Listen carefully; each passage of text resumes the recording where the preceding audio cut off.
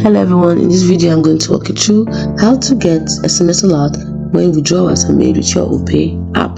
Now the first thing you do is open up your Opay app, because we need to set it up first of all. Then you tap on the me icon at the bottom here, last option at the bottom. Tap on the gear icon at the top with last option at the top right corner. Tapping on it, you tap on SMS alert subscription, this option over here.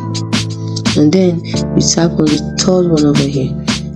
Can you see it? Now once you tap on this, what this means is this: you will get an SMS alert whenever cash withdrawals are made with your Opay app.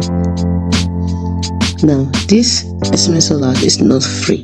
You have to pay ₦4 for each SMS alert you get. Now this ₦4, that is SMS charge, will be automatically removed or debited at 10 a.m. on the 3rd of the next month. What this means is that if you subscribe in October, the ₦4 will be deducted or debited from your account in November, the 3rd of November. If you subscribe in December, the ₦4 will be debited from your account in January. It's as simple. On the 3rd of January, for the 3rd of the next month, that the SMS alert charge will be debited. It's as simple as that.